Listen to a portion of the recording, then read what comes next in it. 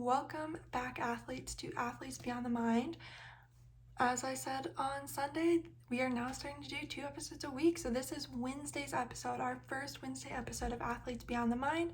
And this will be something that we'll continue to do. So you're getting 2 episodes a week. Hopefully that's a good thing for you, of seeing me twice a week, seeing me a little bit more frequently, having to listen to my voice a little bit more.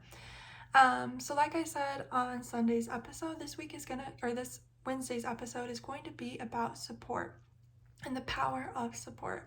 So it's kind of playing off of the self-care and self-confidence when doing these things ourselves isn't enough, where, maybe we're having a hard time. Those affirmations I talked about weren't enough. The self-care isn't creating enough space in our mind for us to focus. It's when we need a little extra help. And so I'm going to talk about different types of support and how they all kind of play a role in helping us become the best we are and reminding us how awesome we are when we're struggling.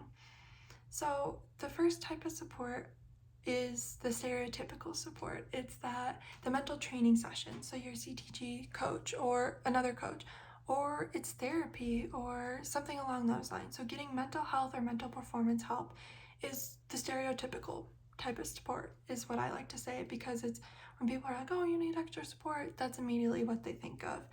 And both of those things, mental performance as well as mental health, are both super, super important. And I'm not going to talk to you too much about what the differences are, because you can check out our previous episode about that. I think that was in December, maybe late November. So I'm not going to dig into that, but that type of support is really important. And I think almost everyone needs it, because it's not a bad thing to ask for help, either type, mental health or mental performance, or a combo. It's not a bad thing to ask for that help, and it's just it's just the next step. It's a stepping stool. It's something that helps you when you need just an extra little support. I'm thinking like cheer. It's one of those things where you have the people holding the person in the air, you have the person in the air, but then there's that person behind that's watching, that's there in case anything goes wrong. That's what mental health and mental performance can be. It doesn't have to be something is wrong right now. It's in case something happens, you already have that support in place. With mental performance, you're learning these mental skills, you're learning how mindset plays a role, and you're training your mindset. With mental health, you're making sure that you're okay, that your mental part is doing okay, your emotions, you're doing okay. It doesn't have to be something quote unquote wrong with you to do any of those things. It's just that extra support. So then a second type of support, I like to call it the adult support. So this is where it's your parents or guardians, it's your grandparents, it's your coaches, it's that adult figure in your life. Doesn't even matter the age you are, but it's that adult figure in your life that you can go to, that you can trust to help you whenever you're in need.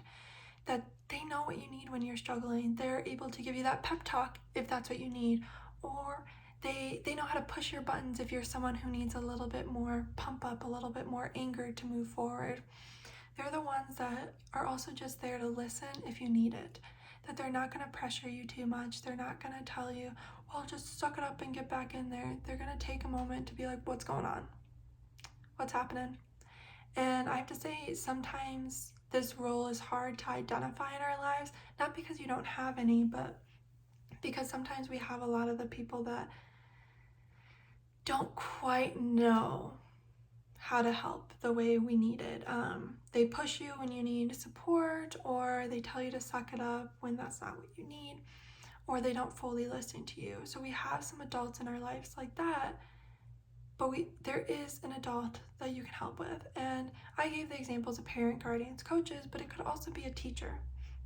It could also just be another adult that's important to your life. It could be a friend's parent or guardian. But finding that person that knows what you need and how to give it to you in that moment is super, super important. And then not just knowing who they are, but feeling comfortable to actually go up to them. Because I know that part can be really scary when you're struggling to actually walk up to someone and be like, hey, can you just give me a quick pep talk? Like, I just need a moment for you to tell me I'm okay. Or I need you to tell me to get out there and do it, to push through this obstacle, to push through these mistakes, to remind me I'm not my mistakes. Mistakes happen, but that's not who I am. And so yeah, that's our second type of support. The third type of support is the friend support. And this can also include teammates, but I'll be talking about that in a second. But it's your friend support. It's those people that you're just around all the time that make you feel good, that know you, that you can be truly yourself around. And again, they know what you need, but they also like to push your buttons a little bit and like to make sure you're doing okay, maybe in their own unique way. It's the friends that you joke around with, that you have a good time with, but they also know when things need to be serious or when you need more help or they need to listen to you, or you're like, you know what, I need some peer-to-peer advice, like just be honest with me, those sort of things. The fourth type of support is teammates. And again, teammates could fall in the friend category, but not all teammates are friends and not all friends are teammates, that sort of thing. You know, all squares are rectangles, but not all rectangles are squares, that sort of thing. So your teammates are a lot of times, maybe they don't know exactly what you need, but if you tell them, they'll be there for you. They're the ones that, yeah, they want to win too and they want to do their best, so they're going to make sure that you're in the right headspace to do that. So what do you need in this moment? We got you. They're also the ones that if you're open to sharing with them, they know how to get you ready for a game. They know how to pump you up or calm you down. When you talk to each other about what you need in those moments, even if you're not the best of friends, you know what each other needs and you're able to provide that in that moment. And also, teammates are there with you for those mistakes. They're there for you with the wins, the losses, everything. You're in it together when you're teammates. So you want to be there for each other and support each other the best you can. And then the fifth type of support, I call it the outer circle support. It's the fans in the stands. It's the classmates that you're not really close with, but they're there. It's the teachers that are supporting you from afar. It's the people who are watching you and supporting you even if you don't know it. And that type of support isn't necessarily the support that you're going to go to when you're struggling, because you don't always know they're there, but it's the support when you're feeling really low, you can just think about. It doesn't matter what age you are, there's fans in the stands. You know, it's thinking about, yeah, they're coming to watch us. They want to see us do well. Or it's the teachers, maybe you're not as close with those teachers, but they want to see you succeed. They want you to get on to that next grade. They want you to be able to do your best and learn and be this full-rounded human and not just an athlete. It's the classmates that maybe you don't know as well, but they love to see you actually do well. Maybe you usually are really bad at presentations and you finally nail one.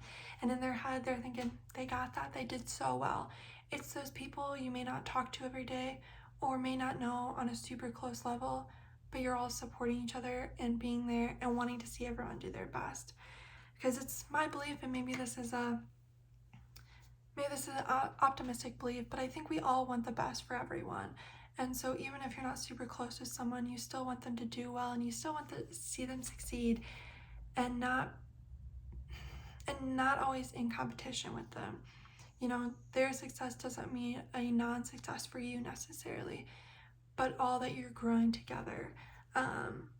So all five of those supports are really important, and knowing who is in each of those five is also important. To know that adult figure you can go to, the parent, the guardian, the coach, the grandparents, the friend's parent, whatever it may be.